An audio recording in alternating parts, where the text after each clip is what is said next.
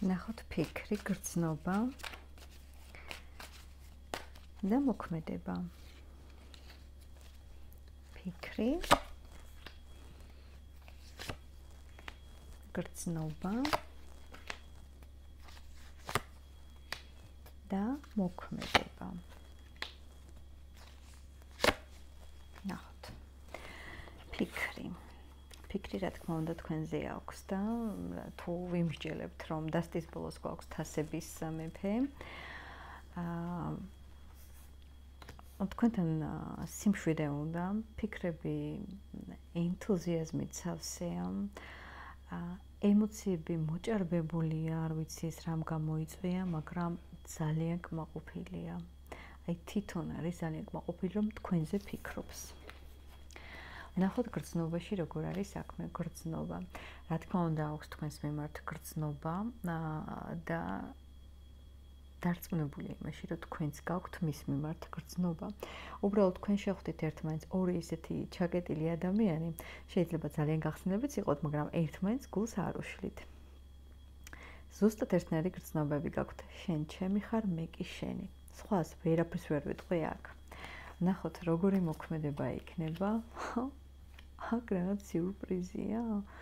აქ რა თქმა უნდა ჩვენ უნდა დავამატოთ და ვიკითხოთ კიდე დამატებითი კითხვები. მოქმედება როგორი იქნება? ანუ ეს ორივე დედოფალი თქვენ ხართ? არა, ერთი თვითონ არის უეჭველი და ნახეთ როგორ წყალში ჭდებით. მაშინ პენტაკლების დედოფალი შეიძლება იყოს თვითონ, ანუ შეიძლება ეს ასე იყოს. ნუ მთლად მასეც არ არის. უნდა დავყოთ აქ ახლა ჩვენ როგორც ყოველთვის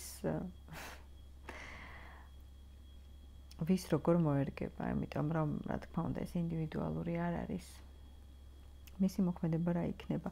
დადგება ძალიან დიდი გადაწყვეტილების წინაშე, ვინც თავისუფალია და ზუსტად ისე მოიქცევით, როგორც ორივეს თქვენ გაგიხარდებათ. და იქნება ეს ძალიან მჭიდრო და მყარი კონტაქტი. მაგრამ თუ არჩევანის წინაშე დგას და ვერ ირჩევს, რომელი აირჩიოს და ორი ერთმანეთზე უკეთესია, მისი აზრით, იმიტომ რომ არაჩვეულებრივი არჩევანი აქვს.